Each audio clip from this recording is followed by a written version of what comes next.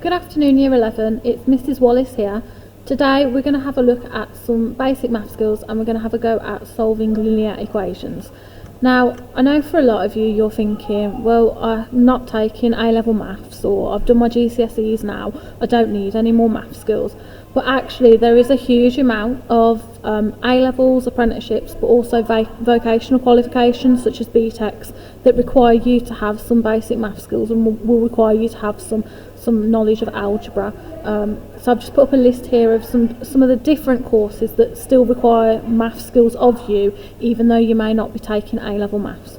Okay, similarly, you will also be required to have math skills in hundreds of different jobs, okay, whether that is from an accountant to an auditor, working as a GP, as a nurse, as a pharmacist, right the way down to being an electrician or a builder or a locksmith. Okay, these jobs also require you to have some basic math skills. So what I'd like you to do to begin with, okay, on the video in front of you, I have put up 5 algebra questions that you should be able to solve based on your GCSE math skills that you've acquired so far. What I'd like you to do is I'd like you to pause the video, grab a pen and a paper, or grab one of your old GCSE books and have a go at solving the 5 linear equations that are there for me, please. Show you working out and try and solve them to work out the value of x. Okay, so I'm going to go through the answers with you then. So the first one, 8x minus 3 equals 5x plus 13. Well, if I rearrange this, I'm going to bring that 5x across and take it away from the 8x. That leaves me 3x minus 3 equals 13. If I take that minus 3 across to the other side of the equals, I'm going to get 3x equals 16, because instead of taking it away, I'm now going to add it. So if I now want to work out how much x is, I'm going to do x equals 16 divided by 3. For the second one, we've got 3 lots of x plus 6 is more than 12. So first thing we're going to do is we're going to take that 3 across, and instead of multiplying by 3, we're now going to divide by 3. So x plus 6 gives us an answer that is more than 4. Again, we're going to take that plus 6 across to make it a minus 6. So we're going to do x equals more than 4 minus 6, which will give us minus 2. Okay, hopefully you can see where I'm getting these answers from. Or there is a different way in which you could have done it. Okay, so there was 2 ways in solving this one. You could have multiplied out the bracket, so you could have done 3 times x gives you 3x, 3 times 6 gives you 18, and you could have done it this way. So 3x is minus 6, which again will give you minus 2. Either way is valid, both ways give you the same answer. Question 3 then, we had 24 minus 3x gives us 9. So what we're going to do is take that 24 across, and we're going to do 9 take away 24, which gives us minus 15. So minus 3x gives us minus 15. Again, we can divide the minus 3 by minus 15, and that will give us an answer of 5. For number 4, we need to multiply these out. Okay. So we're going to multiply all these brackets out. So we're going to do 3 times this by 3. So that's where this 3 has come from here. We're going to multiply the top of this one by 7. Okay, which is where this 7's come from here. Okay, so we've got 6x plus 9 gives us 28x minus 35. Again, if we divide and make x our subject, we can then work out that x is 2. And finally, the perimeter of the rectangle is 24 centimetres. Find the value of x. Well, the first thing that we need to do is we've got there that the shorter side is worth x and the longer side is worth 2x plus 2 centimetres. So again, we're going to have to work this out, and we're going to have to do 2 lots of x plus 2 lots of 2x plus 2, because we've got 2 of each side. We are then going to bunch our x's together, so we're going to have 6x plus 4 gives us 24. We're going to take that 4 across, so we've got 6x is going to equal 20, and we're going to divide them. So I haven't done it as a decimal place, I've just done 10 over 3. So hopefully you were able to solve those 5. As I said, they are algebra equations that you most probably will have done already in your GCSE maths. Now, what I would like you to do here, using the same premise as what you've just done, so you're still using algebra, okay, I'd like you to try and find the missing numbers. So the number in the middle of each group of 3, the 3 adjoining cells, is the average of its 2 neighbours. Okay, what number goes in the right hand cell? So we've got 5, we've got 2 blanks, we've got 23, and then we've got another blank. So can you work out the numbers that go into the missing cells? Remember, the cells either side need to be an average, so the cell in the middle needs to be an average of the numbers either side. So if you pause the video here and have a go for me, please.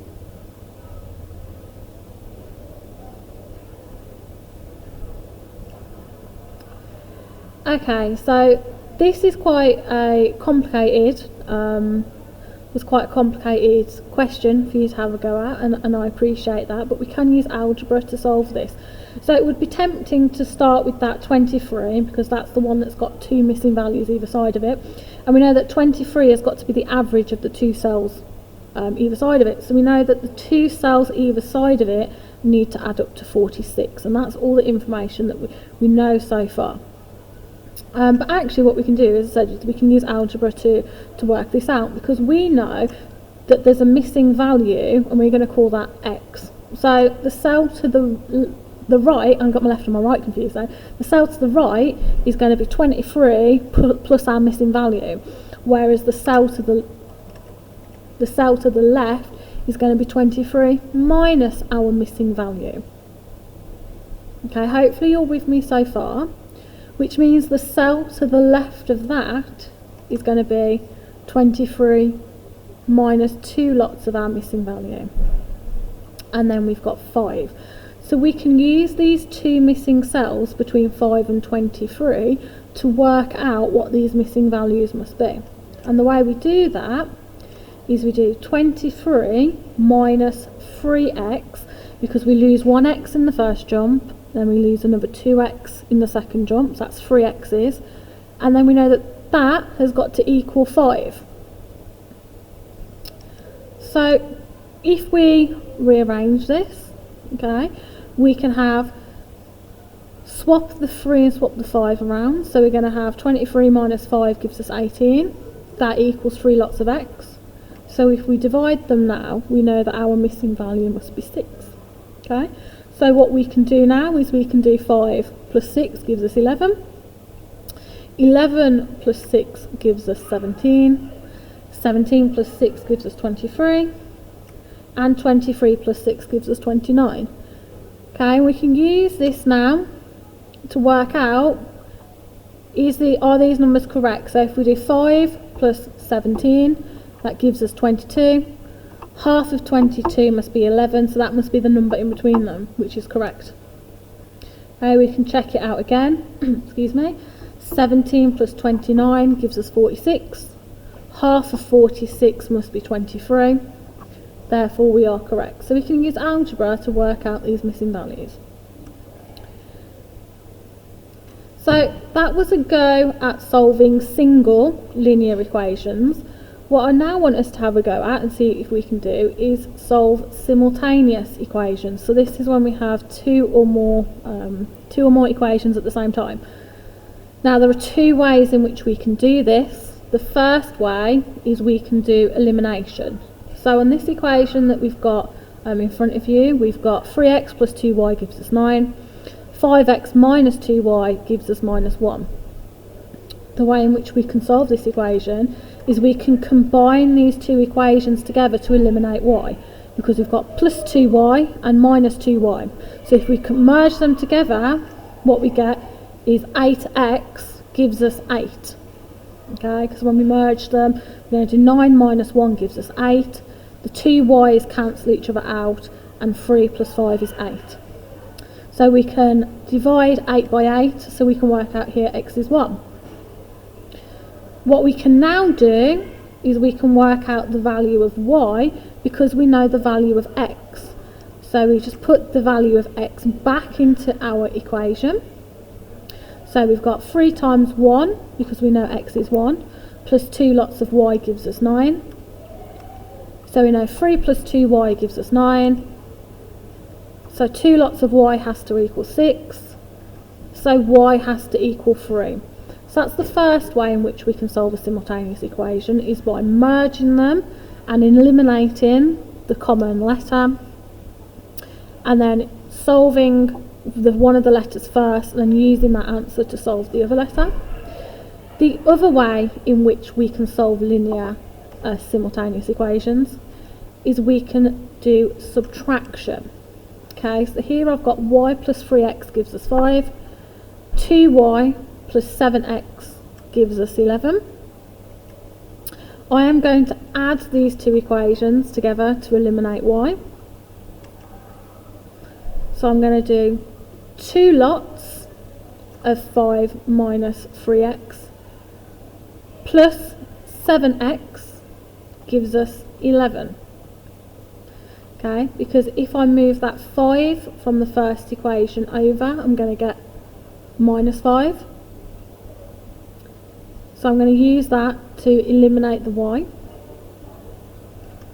I'm then going to multiply out the brackets. So 2 times 5 is 10. 2 times 3x is 6x. So 10 minus 6x plus 7x gives us 11.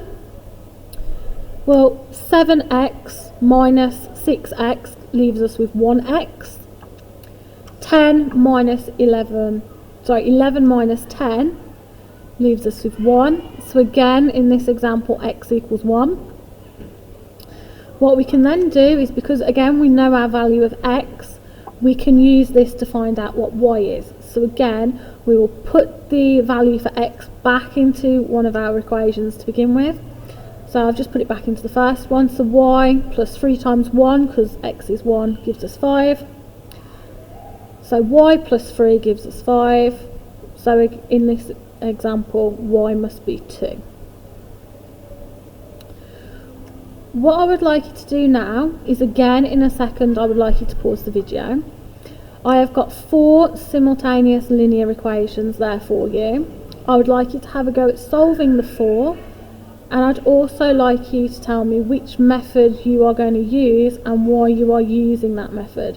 So some of them you're going to use elimination, some of them you're going to use subtraction. Okay, so if you can, substitution. So if you can pause the video now and have a go at those 4 questions for me, make sure you show you're working out.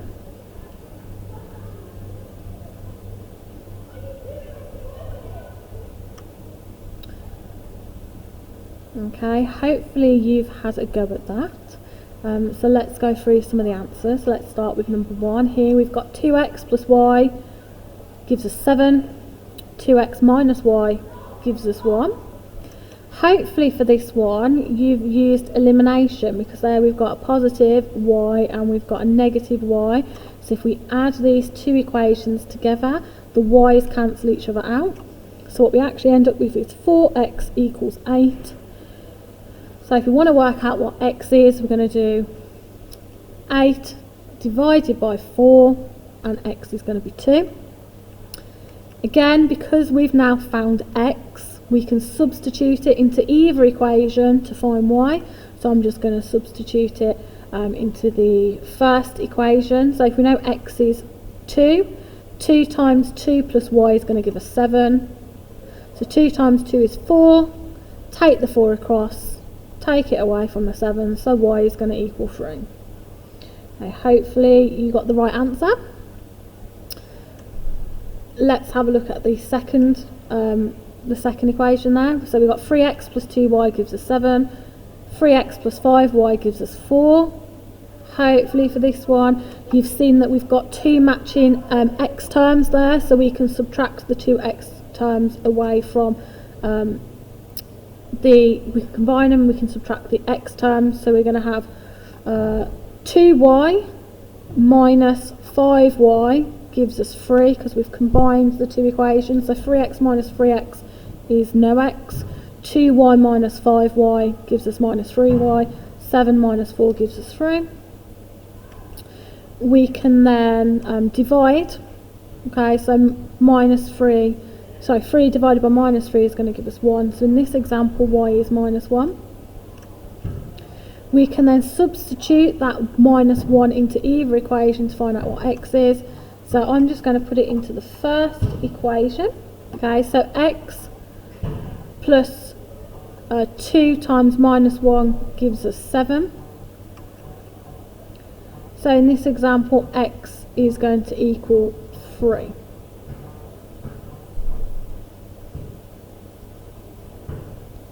Hopefully you can see where that came from. Okay, third example now, we've got y equals 4x plus 3, and we've got 3x plus 2y gives us 28. So for this one we're going to use substitution. We're going to substitute the first equation into the second equation.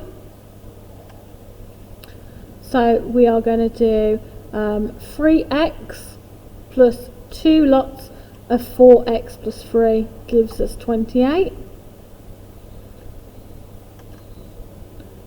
So when we multiply out the brackets, we get 11 lots of x plus 6 gives us 28. Take away the 6, which leaves us with 22. So 11x is 22. 22 divided by 11 gives us 2. Again, we can then substitute the x back in to find out what y is. So if we just substitute it into that first equation, so y equals 4 times 2 plus 3, so y is going to equal 11. And final question, 4x plus 3y gives us minus 4, 6x minus 2y gives us 7. So for this one we're going to use elimination, so we're going to eliminate the y terms by adding the equation together, and the way we're going to have to do that is we're going to have to find a common denominator. So that first equation we're going to have to multiply by 2 so that we get 6 lots of y. The second equation we're going to have to multiply by 3, so again we get 6 lots of y. So now y's will cancel each other out by combining them, because positive 6 take away minus 6 is going to give us no y's left. Okay, so when we do that and we combine the two equations together, we actually get 26 lots of 26x gives us 13. So 13 divided by 26 leaves us with half. So we're going to substitute the value of half for x into either of the equations. So 4 times the half plus 3y gives us minus 4. So y equals minus 2. Right? Now, with all of these linear equations, if you want to double check that your calculation is correct, once you've worked out what x is, or once you've worked out what the first letter is, the first term is, you can then substitute that into either of the equations. So if you're not entirely sure, for example, if I wasn't entirely sure with this example, if I was right, I would then substitute the value for x into the second equation, and I should get my y value again as minus 2. So you can always do that to double check on your value. Now, what I'm going to say is you can use any of these skills. King Ed's have set up a maths program which you can use. I will email out the link to everyone, or it might already have been emailed by the time you watch this video. But King Ed Stourbridge has created a maths program for people to make the transition between GCSE and A level easier. Okay, so if you are on one of those subjects that I showed on the first couple of slides, or you're thinking about one of the careers, I would strongly advise that you have a go at this bridging programme, because it's going to make your transition into A level or into your level 3 vocation a lot easier. Okay, I hope you found this useful. I hope you've attempted the questions. I hope you've been successful. Good luck for next year, good luck with everything, and I look forward to hopefully seeing lots of you on results day, lots of you picking up your results and smiling and getting into your first choice colleges. And please remember that we are all still here to support you. You have access to your school emails still. Please, if you need anything, please drop us an email, but I look forward to seeing you on the 12th of August. Have a fantastic day, Year 11. Goodbye.